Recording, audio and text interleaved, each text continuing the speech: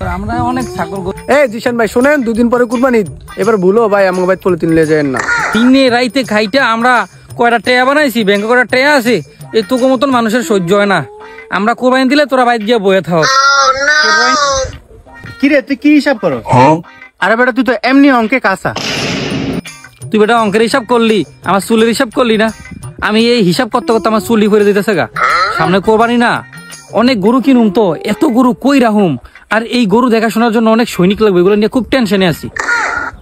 কি কস? এত গরুতে তুই কিনবি? হ্যাঁ রে বেটা, আমার বাপদাদার আমল থেকেই তো আমরা এমন করি। আমরা অনেক গরু কিনি, আমাদের এলাকায় যত অসহায় গরিব মিসকিন আছে সবাইরে আমরা ভাগ বটর করে একটা একটা করে গরু দিয়ে দিই কোরবানির জন্য। কি কস? কেমনে সম্ভব? এত টাকা তোরা কই পাস?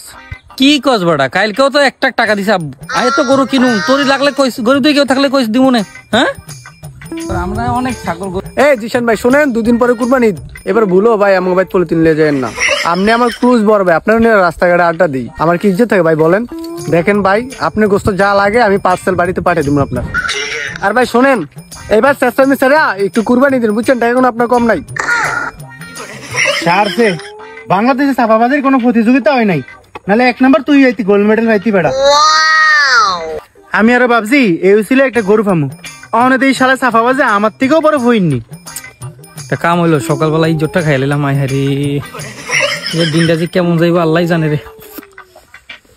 আরে আল্লাহ রে, কি পাপ করলাম, পুরা বুটটা খেটটা ঝরলে একদম শেষ হয়ে গেল গা। কিরে ইব্রাহিম? কেউ ভাই? ছোট ভাই, কি কোরবানি টোরবানি কি দিবি? না ভাই, কুরবানি দেওয়ার তৌফিক কি আমার আছে? আরে তুইও কোরবানি দিতি না?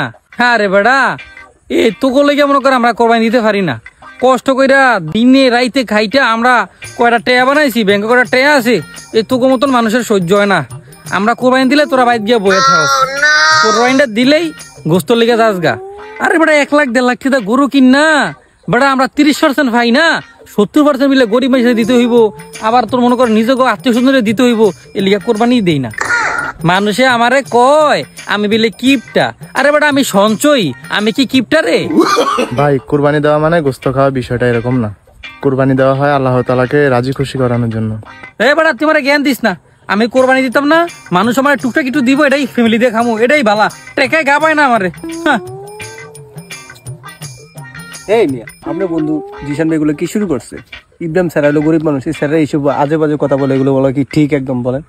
আরে ভাই, আমি তো এতদিন বিদেশ আসছিলাম, ওই যে এত শেষরা, আমি তো এটা আগে জানতাম না, দেশে আনার পরে দেখি আর এই কীর্তিকাহিনী। আরে বেটা কালকে ওর হরুর লেগে দেখা হয়েছিল, ওর বউ একটু সহজ সরল মানুষ, ওর বউরে বক্কু দিয়া দিয়া বেড়িতে লাখ লাখ টিয়াই না ভাঙ্গা খাইয়া লাইছে।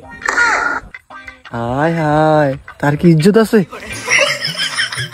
হ্যাঁ রে গুন্ডারা রে, তো খেয়ালে কাম নাই, তোরা টেয়া দিয়ে বেতন দিয়ে রাখছি এলাকার ভিতরে, তোরা আমার হলে জানাডিঙ্গিরি শুরু করছস। আরে বেটা তুই না আমার বন্ধু, তুই বিদেশ থেকে আইসত, তুই আমাকে প্রতারণা করস, তুই হাঁটুর বয়স্ক ছোটবেলাকে বইয়া বইয়া আমার নামে বদনাম কস, তোরা বন্ধু নামে কলঙ্ক। আরে ছোট ভাই, তোর গোস্ত আমার দরকার নাই, আমি অন্য এলাকার থেকে আমি এবার গোস্ত সিস্টেম করতেছি, কথাটা বুঝোস নাই? তোরা আমার কটা টেয়া হয়েছে তো, তোকে সহ্য হয় না, আমার টেকাটি দেখে তোকে হিংসা, এই হিংসায় তোকে জালে এলায়, তোকে মতন লোক খাওয়াতে না, তোর আমি এই এলাকা ছেড়ে দিব তো, এই এলাকা ছেড়ে আমি যাবো।